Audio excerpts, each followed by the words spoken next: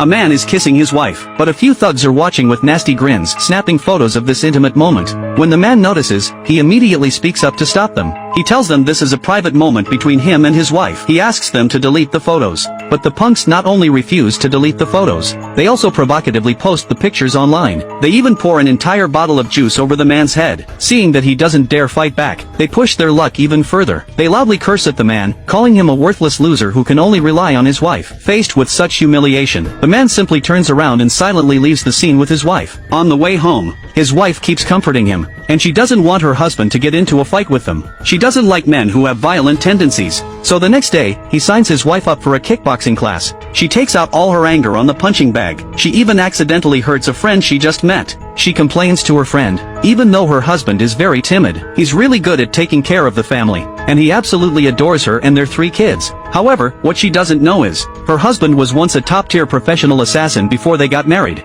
To escape from enemies hunting him down, he's been living quietly in this small town. But because those punks posted his photo online yesterday, his location has now been exposed. Just as he's at the supermarket with his youngest son buying diapers, he notices an unfamiliar face nearby. Through the reflection in the glass, he suddenly sees someone with a weapon walking toward him.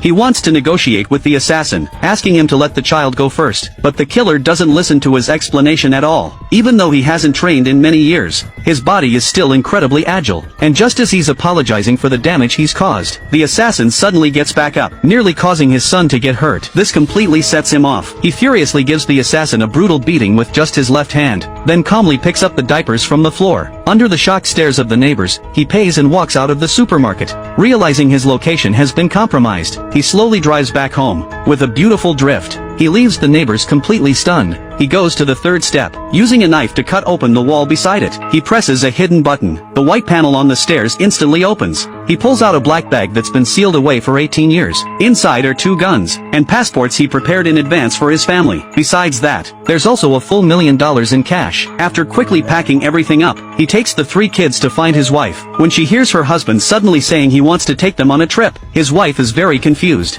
She never expected her usually boring and uptight husband to suddenly become so romantic. He tricks her into getting in the car, but just as he reaches the parking garage exit, he spots the assassins watching him like hawks. Just then, a bus happens to pass by. Using it as cover, he quickly switches to another exit. Just when he thinks he's lost the assassins, unexpectedly, that black car catches up again. Then the black car suddenly accelerates, and pulls up alongside him. He quickly turns the steering wheel, driving the car onto another side street. But soon he realizes, that car can always find his location. He immediately senses something's wrong, so he brings his family to the car dealership where he works, and uses the